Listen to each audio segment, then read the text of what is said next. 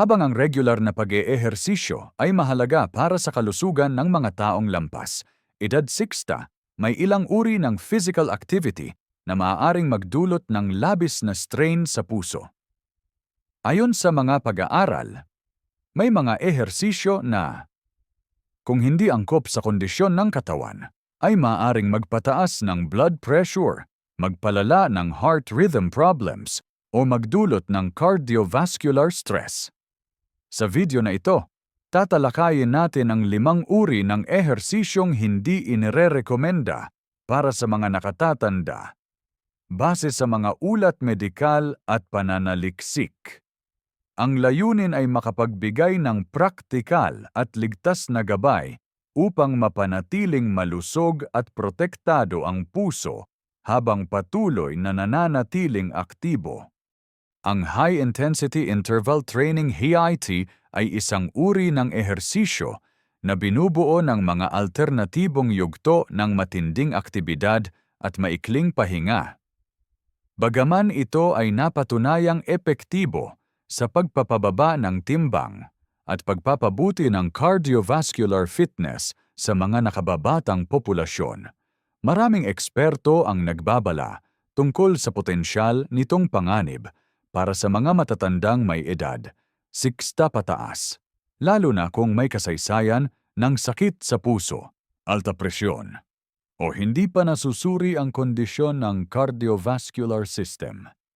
Sa isang pag-aaral na inilathala sa Journal of the American Geriatric Society noong 2018, ipinakita na ang HIIT ay maaaring magdulot ng labis na physiological stress sa mga matatanda na may pre-existing heart conditions. Ang sudden spike sa heart rate at blood pressure habang gumagawa ng matinding physical exertion ay nagdudulot ng risk sa myocardial oxygen demand na posibleng humantong sa arrhythmia, chest discomfort, o kahit acute cardiac events sa mga individual na hindi handa ang katawan para sa ganoong antas ng aktibidad.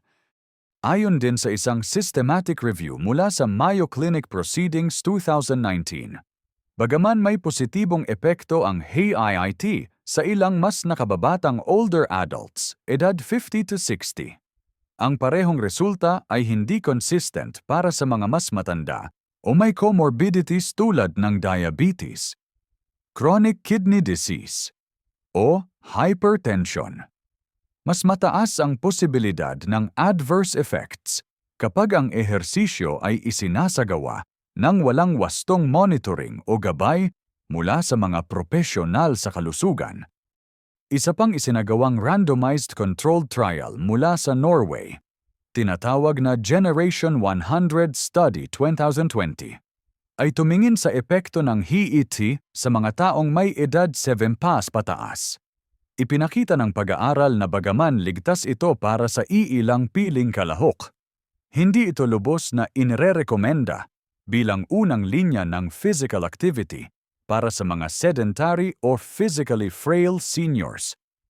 Napag-alaman na ang mas katamtamang antas ng aerobic exercise ay mas sustainable at mas mababa ang risk ng injury o komplikasyon sa puso. Mahalagang tandaan na ang HIIT ay hindi inherently masama. Gayunpaman, ang kanyang high-impact at high-demand na katangian ay nangangailangan ng masusing pagsusuri ng physical readiness, lalo na sa populasyong senior. Hindi ito dapat isagawa ng walang clearance mula sa doktor o guidance ng isang lisensyadong exercise physiologist o cardiac rehab specialist.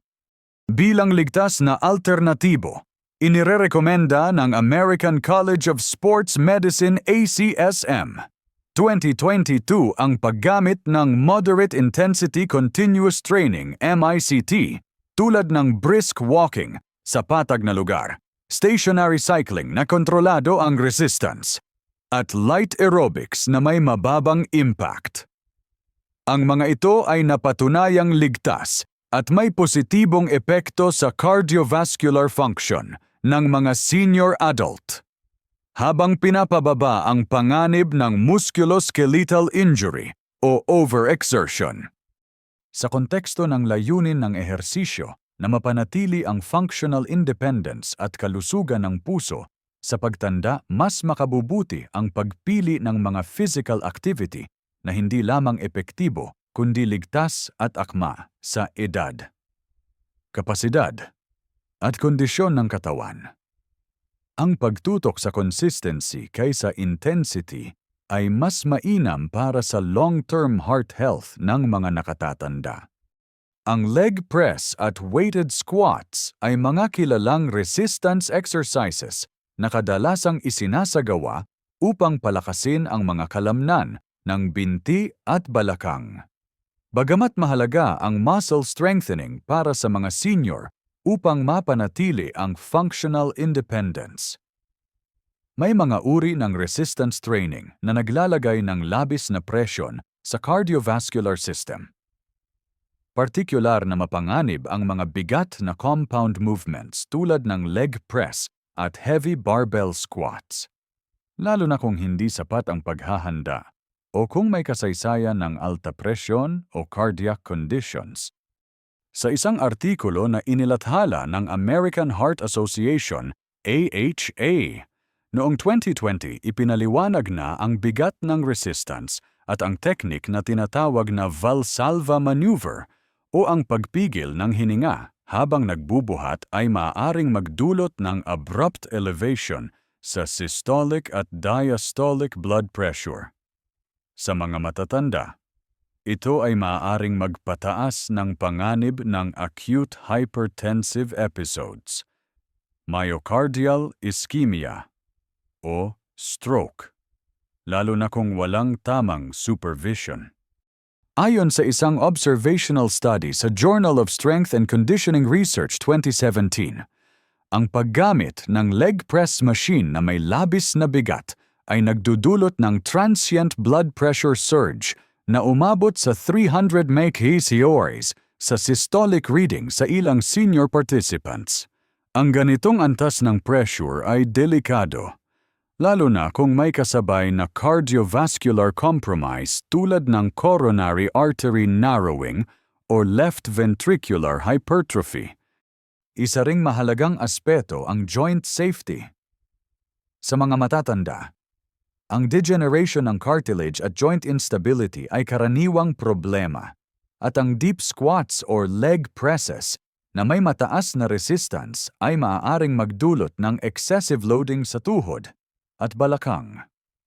Ayon sa European Review of Aging and Physical Activity 2018, ang high-load squats ay hindi inirerekomenda para sa mga may osteoarthritis o history ng joint replacement dahil maaari itong magpalala ng inflammation at joint damage. Mas mainam na gumamit ng low-resistance, high-repetition approach sa resistance training para sa senior population. Ipinapayo ng National Institute on Aging NII na gumamit ng resistance bands o magbuhat ng magaan na weights habang inuulit ng mas maraming beses, na may kontroladong galaw at regular na paghinga. Ang ganitong teknik ay nakakatulong sa muscle maintenance at bone density, ngunit hindi nagdudulot ng biglaang pagtaas sa blood pressure. Para sa mga senior na nais palakasin ang ibabang bahagi ng katawan, mahalagang piliin ang mga uri ng ehersisyo na ligtas at hindi naglalagay ng labis na pressure sa mga kasukasuan at puso. Isa sa mga ligtas na opsyon ay ang bodyweight squats na isinasagawa ng hindi bumababa ng masyadong malalim. Sa ganitong paraan, naiiwasan ang labis na strain sa tuhod at balakang habang pinapalakas pa rin ang pangunahing muscle groups. Ang chair-assisted squats naman ay nagbibigay ng dagdag na suporta at balanse, kaya inirerekomenda ito lalo na sa mga may kahinaan sa core stability o may history ng pagkadapa. Sa tulong ng isang matibay na upuan, maaring maisagawa ang tamang porma ng squat habang binabawasan ang panganib ng pagkabuwal o pagkapinsala sa kasukasuan. Isa ring mabisang alternatibo ay ang seated leg extensions gamit ang resistance bands. Ang ganitong uri ng ehersisyo ay hindi nangangailangan ng pagtayo, kaya ligtas ito para sa mga senior na may problema sa balanse o mobility. Bukod pa rito, nakakatulong ito upang mapanatili ang lakas ng quadriceps na mahalaga sa paglalakad at pagtayo. Panghuli, ang mini step-up sa isang mababang platform ay nakakatulong sa pagpapalakas ng lower body habang pinapabuti rin ang coordination at kontrol ng pag-akyat. Siguraduhin lamang na ang platform ay matibay at hindi madulas upang maiwasan ang aksidente. Ang lahat ng mga ehersisyong ito ay maaaring isagawa ng regular bilang bahagi ng ligtas na exercise routine para sa mga senior. Mahalaga ring tandaan ang tamang paghinga habang nag-eehersisyo. Ang hindi pagpigil ng hininga ay nakakatulong upang mapanatiling stable ang blood pressure habang isinasagawa ang movement. Sa kabuuan, ang prinsipyo ay hindi mas mabigat, mas mabuti kundi mas akma, mas ligtas. Sa huli, habang layunin ng resistance training ang pagpapatibay ng kalamnan at buto, hindi ito dapat isakripisyo ang kaligtasan ng puso. Ang pagkonsulta sa isang exercise physiologist o physical therapist bago magsimula ng bagong resistance program ay mahalagang hakbang upang matiyak ang kaligtasan at bisa ng ehersisyo para sa mga senior adult. Ang mga tradisyonal na abdominal exercises gaya ng sit-ups at crunches ay karaniwang ginagamit upang palakasin ang core muscles. Gayunpaman, sa mga senior na may edad 60 pataas, ang ganitong uri ng ehersisyo ay may kaakibat na panganib, lalo na kung isinasagawa ng mali ang postura o walang sapat na gabay. Ang sobrang pressure sa abdominal cavity, leeg, at spinal discs ay maaaring magdulot ng komplikasyon sa paghinga, pananakit ng likod, at tensyon sa mga kalamnan ng leeg. Ayon sa isang artikulo sa Journal of Aging and Physical Activity 2021, natuklasan na ang hindi tamang pagsasagawa ng sit-ups at crunches ay nagpapataas ng intra-abdominal pressure na maaaring magresulta sa compression ng diaphragm. Sa mga matatandang may mahinang thoracic flexibility o may kasaysayan ng chronic obstructive pulmonary disease, COPD. Ang ganitong pressure ay maaaring magdulot ng kakapusan ng paghinga habang nag-eehersisyo. Bukod sa epekto sa paghinga, may panganib din sa cervical spine. Sa isang biomechanical study na isinagawa sa Clinical Interventions in Aging 2016, ipinakita na ang labis na forward flexion ng leeg habang ginagawa ang crunches ay naglalagay ng strain sa cervical vertebrae. Sa mga senior na may cervical spondylosis o degenerative disc disease, maaring lumala ang pananakit ng batok at balikat. Ang isa pang aspeto na dapat isaalang-alang ay ang spinal health. Ang biglaang pag-angat ng katawan mula sa posisyong nakahiga ay naglalagay ng load sa lumbar spine. Ayon sa Spine Journal 2017, ang repetitive spinal flexion sa mga matatanda ay maaaring maging sanhi ng disc herniation o paglala ng lower back pain, lalo na sa mga may osteoporotic vertebrae. Sa halip na gumamit ng sit-ups o crunches, mas mainam para sa mga senior ang paggamit ng mga low-impact core strengthening exercises na hindi nangangailangan ng mataas na range of motion. Ang ganitong mga ehersisyo ay mas ligtas para sa mga may limitasyon sa flexibility at spinal stability, habang epektibong pinapalakas pa rin ang mga pangunahing kalamnan ng abdominal area. Isa sa mga inirerekomendang ehersisyo ay ang pelvic tilts habang nakahiga. Sa pamamagitan ng banayad na paggalaw ng balakang pataas at pababa habang nakadapa, napapalakas ang lower abdominal muscles nang hindi naglalagay ng stress sa leeg o gulugod. Mainam ito para sa mga may lumbar spine sensitivity. Ang leg slide sa banig naman ay tumutulong sa core activation habang pinananatiling kontrolado ang galaw ng katawan. Habang nakahiga, unti-unting itinutulak ang isang binti palabas. Pagkatapos ay ibabalik sa gitna. Ang mahinahong kilos ay nakatutulong sa pagbuo ng core strength nang walang panganib ng injury. Para sa mas advanced na variation, maaaring subukan ang bird dog pose mula sa all-fours position sa pamamagitan ng pag-angat ng isang braso at kabaligtarang binti, sabay-sabay na natitrain ang core stability, balance, at coordination. Bagaman ito ay low impact, kailangan pa rin ng sapat na kontrol sa paggalaw upang maiwasan ang overreach. Ang huling alternatibo ay ang seated abdominal contractions habang nakaupo sa silya. Ito ay isang ligtas na paraan para sa mga senior na may kahirapan sa mobility. Sa pamamagitan ng pag-contract ng abdominal muscles habang nakaupo ng tuwid, napapalakas ang core nang hindi kinakailangang gumalaw ng malaki o tumayo mula sa upuan. Ang paggamit ng tamang breathing technique habang isinasagawa ang mga ehersisyo ay critical din. Ang paghinga ng malalim at tuloy-tuloy habang nag-a-activate ng core ay nakatutulong upang mapanatili ang tamang blood pressure at maiwasan ang unnecessary strain sa diaphragm. Sa kabuuan, mahalaga ang pagpapatibay ng core muscles sa pagtanda, ngunit dapat itong isagawa sa paraang ligtas, kontrolado, at naayon sa pisikal na kapasidad ng isang senior. Ang pagsunod sa tamang postura, pag-iwas sa matitinding abdominal compression, at pagpili ng mas ligtas na alternatibo ay makakatulong upang mapanatiling malakas ang core nang hindi inilalagay sa panganib ang puso, likod, at paghinga.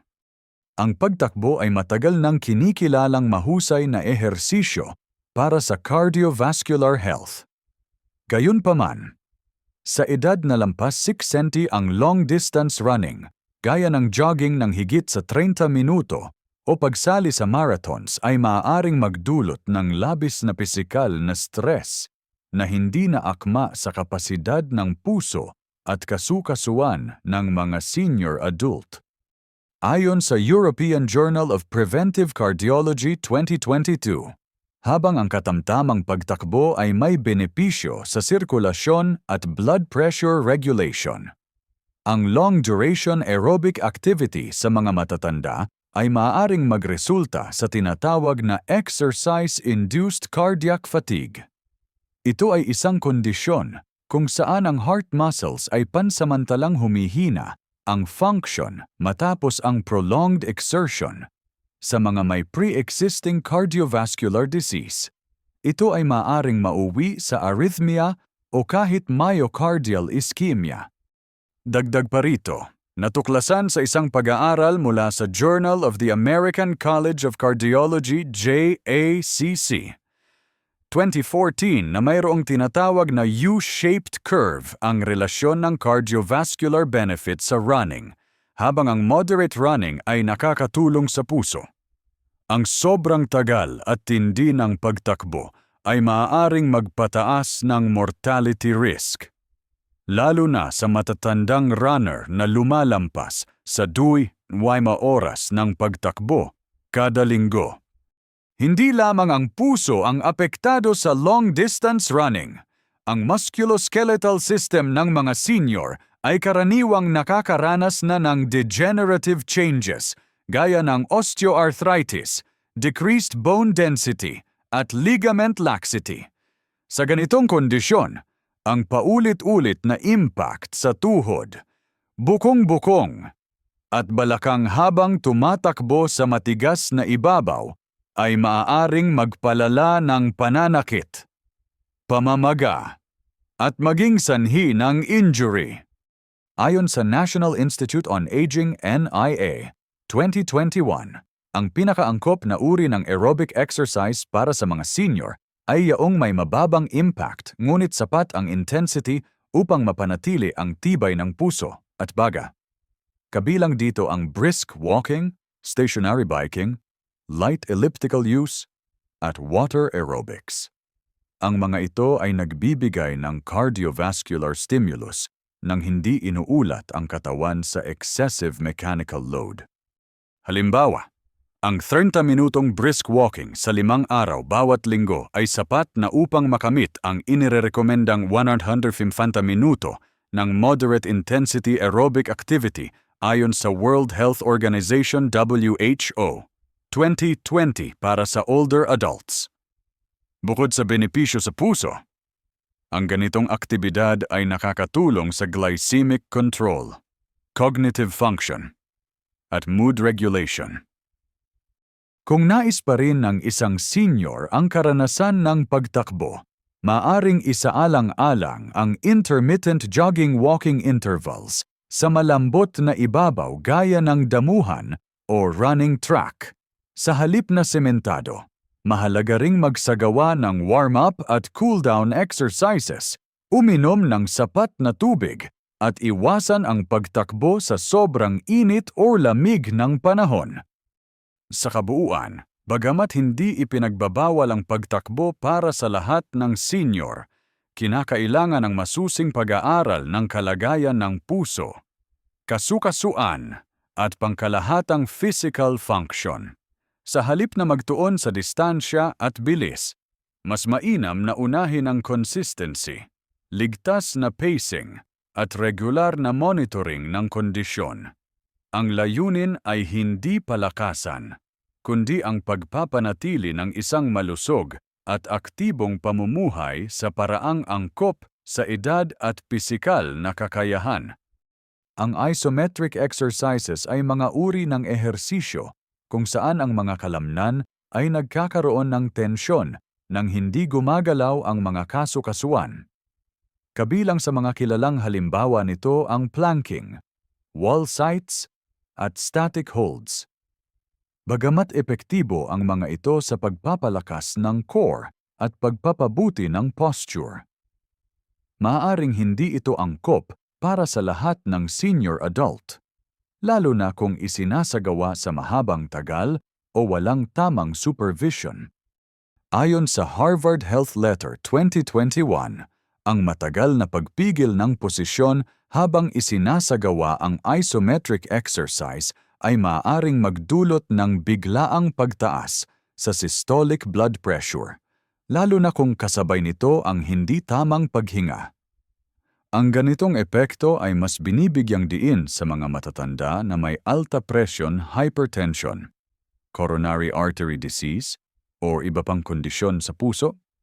Kapag hindi nabantayan, maaari itong magresulta sa dizziness, chest discomfort, o sa mas malalang kaso, cardiac event.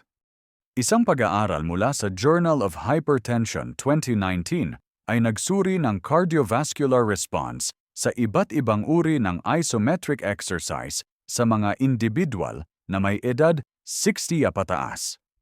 Natuklasan na habang ang maikling isometric holds 30 segundo pababa ay maaaring makatulong sa blood pressure regulation kung isinasagawa ng tama. Ang mahahabang static holds ay nagdudulot ng labis na vasoconstriction at heart rate elevation na hindi ligtas kung walang medical clearance. Bukod sa cardiovascular strain, ang mga matagal na planking o wall sits ay maaaring magdulot din ng undue pressure sa joints, lalo na sa balikat, pulso, tuhod, at balakang. Sa mga senior na may osteoarthritis or degenerative joint disease, ang prolonged static pressure sa mga bahagi ng katawan na ito ay maaaring magpalala ng pananakit o pamamaga. Ang American College of Sports Medicine ACSM 2022 ay nagbabala laban sa pagsasagawa ng long-duration isometric movements kung walang sapat na joint conditioning o propesyonal na gabay. Bilang mas ligtas na alternatibo sa matagal na isometric exercises, inirerekomenda ang paggamit ng dynamic movement-based exercises na nakakatulong pa rin sa core activation, ngunit may kontroladong paggalaw at regular na pahinga. Ang mga ganitong ehersisyo ay hindi nagdudulot ng labis na pressure sa cardiovascular system, kaya mas angkop ito sa mga senior. Isa sa mga maaaring simulan ay ang short-duration modified planks na hindi lalampas ng 15 hanggang 20 segundo. Sa ganitong anyo, sinusuportahan ng tuhod ang bigat ng katawan kaya nababawasan ang strain sa core at balikat. Mainam ito bilang panimulang hakbang sa pagpapalakas ng core ng ligtas at epektibo. Bukod dito, ang seated marches at standing side taps ay simple, ngunit mabisang ehersisyo upang mapanatili ang aktibong kalamnan ng ibabang bahagi ng katawan. Dahil low impact ang mga ito, hindi nagdudulot ng biglaang pressure buildup sa puso at ligtas sa mga may hypertension o balance issues. Panghuli, ang Tai Chi at gentle yoga routines ay napatunayang nakakatulong hindi lamang sa flexibility at posture control, kundi pati na rin sa regulasyon ng blood pressure. Ayon sa National Center for Complementary and Integrative Health NCCIH 2020, ang mga aktibidad na ito ay may benepisyo sa mental focus at cardiovascular relaxation. Na mahalaga para sa kalusugan ng mga senior, mahalagang paalala rin na ang paghinga habang nag-eehersisyo ay may malaking papel sa kaligtasan ng mga senior. Ang pagpigil ng hininga Valsalva maneuver ay karaniwang nangyayari ng hindi namamalayan habang nagsusumikap sa isang posisyon. Ang tamang teknik ay ang tuloy-tuloy na paghinga inhale habang naghahanda at exhale habang nag-i-exert ng effort. Sa pagtatapos, habang may lugar ang isometric exercises sa physical fitness program ng mga senior, ang kanilang tagal, intensity at frequency ay kailangang iayon sa pisikal na kondisyon at kasaysayan ng kalusugan ng individual. Ang konsultasyon sa doktor o physical therapist bago simulan ang ganitong klase ng ehersisyo ay mahalaga upang matiyak ang kaligtasan at pagiging angkop nito. Ang prinsipyo ng quality over quantity ay lalong mahalaga sa senior fitness.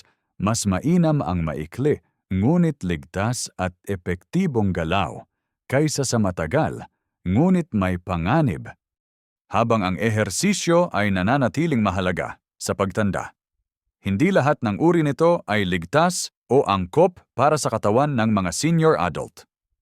Tulad ng tinalakay natin sa video na ito, may mga kilalang routine gaya ng HIIT, leg press, sit-ups, long-distance running, at prolonged planking na maaaring magdulot ng labis na strain sa puso, kasukasuan, o respiratory system kapag hindi inangkop sa edad at kalagayan ng katawan.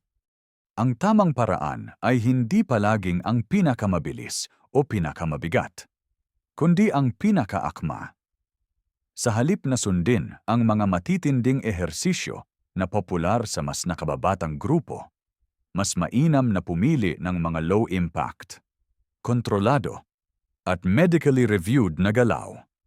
Ayon sa mga internasyonal na organisasyon gaya ng WHO at American College of Sports Medicine, ang consistent at ligtas na paggalaw ay mas nakakatulong sa pagpapanatili ng functional health, independent mobility, at healthy aging.